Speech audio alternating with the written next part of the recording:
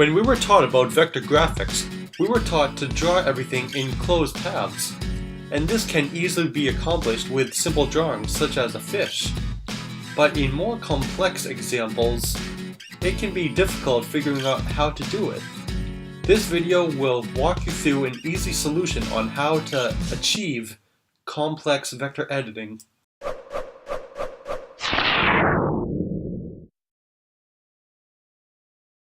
Let's take a look at this funny looking character, Vanilla Bean, because she likes vanilla bean coladas. We want to organize each of these parts into different nested layers. Her front hair would be in one layer, her head in another, torso, arms, legs, and then back hair. Let's take a look at how we would draw the legs layer. This entire area would be one closed path, and then these green areas would all be open paths. Her belt buckle would be another closed path, and then there are two different ways to create her belt. You could either have the belt be different closed paths, or you could have it be one closed path that is clipped to her pants, and then the loops are overlapping it. The loops would be partially closed paths with fills applied. Now let's take a look at how to draw her torso layer. This entire area is now one closed shape, but you'll see that her sleeves are part of her shirt, but the sleeves are actually going to be part of the arm layer. And now these are all of the open paths, and notice how the stripes on her shirt are not actually part of the open paths. Even though they are open paths, these are actually strokes with an outline effect. This entire character has an outline effect, but if I turn it off, now it doesn't look as cartoony. But let's zoom in to the side of her shirt. That fold looks very deceiving because it looks like it is another path. But remember, her torso is one closed path while the fold are actually open paths inside. I'd like to call these paths interior stickouts because it tricks the mind in thinking the shirt itself is not a closed path. And if you want, you can add pressure to the ends of the stroke to give the strokes a more stunning look. So now you have a general understanding of drawing open paths inside closed paths. But when you start off drawing, it's okay to start off by drawing in open paths. So if I'm to take Vanilla Bean's best friend, Bubblegum, and try drawing her in vector drawings, because this is just a pixel sketch of her. If I were to start drawing whoa, let me bring the stroke down. 1.5. Alright, so I'm going to start drawing her hair. And right here, it's going to stop. Come down, and I'm going to try and close this.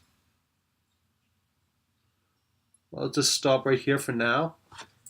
And it's probably hard to tell, but this auto smooth right over here, and I don't want it to auto smooth. I don't want the corners to get rounded at all. So I'm gonna just draw naturally at first.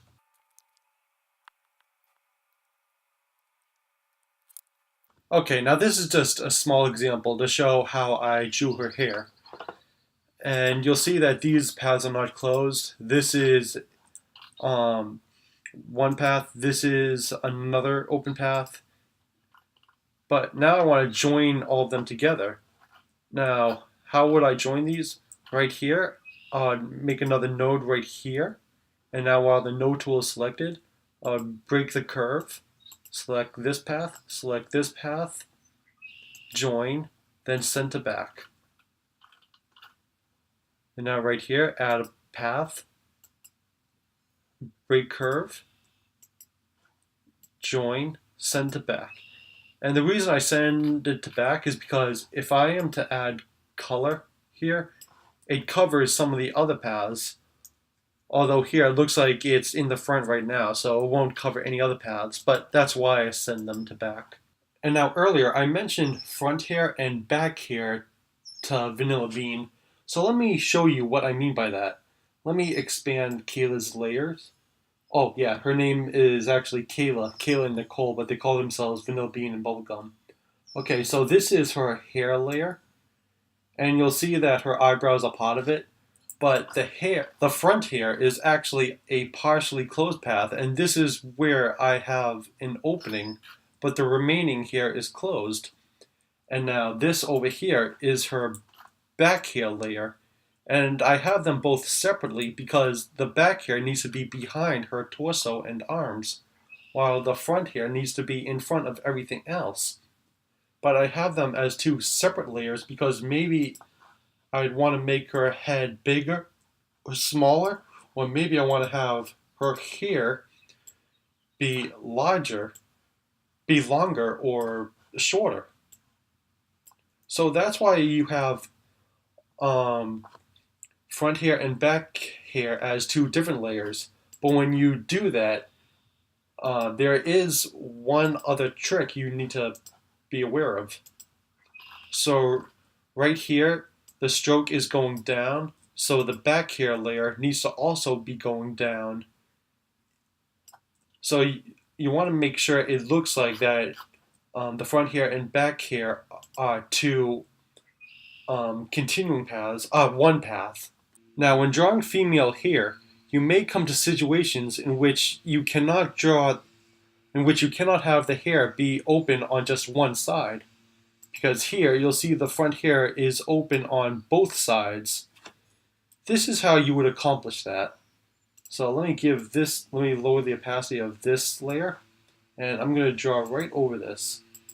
And this will be front hair.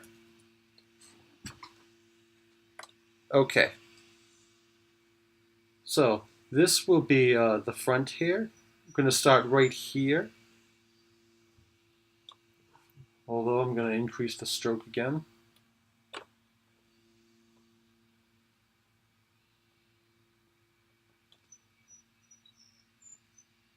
And I'm not going to be doing the interior stickouts because I just want to show how you would accomplish something like this.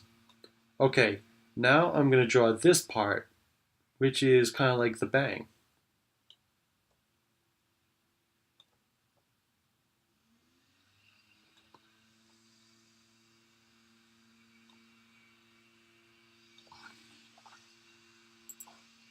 Okay, now first I'm gonna join all of these paths.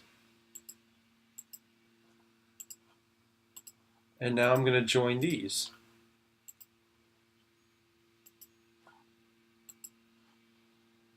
Now I want to make sure that this path is in the front, which I can see it already is. And now with this one, I'm gonna add a fill to this. And let's give it maybe like a brownish color.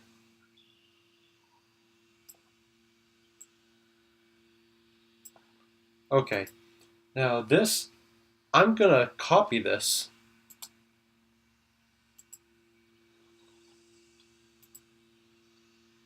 And now paste it, Command V. And now I'm gonna take the one under, not the one above, but the one under. And now I'm gonna close this path up by going around the other object. Oh, but when I do that, I want to make sure that this is cutting across this layer just like that. Now reverse this, and now I'm gonna drag this to the right of the layer's thumbnail, and now I create that. And now this layer is in a mask. So now if I create back hair,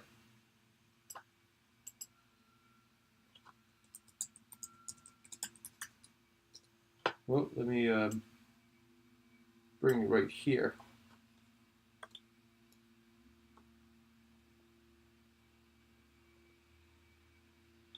And make sure we can actually see the stroke.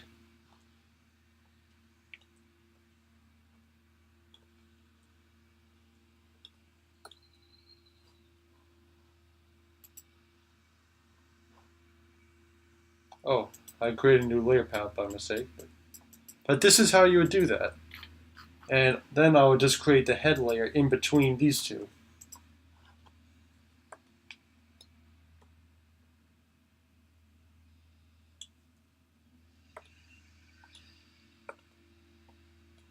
And the reason we made a duplicate of this curve over here is because if we did not and only had it as a mask for the hair itself, this is what the front hair would look like.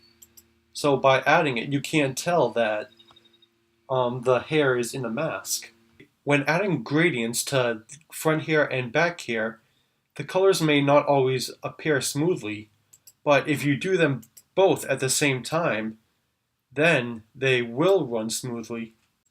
When you are making drawings and you have objects such as eyes that are right on the edge of another layer such as the head, it is okay to clip those objects to the head objects. And that is all for now. I hope you enjoyed these special tips. Thank you for watching.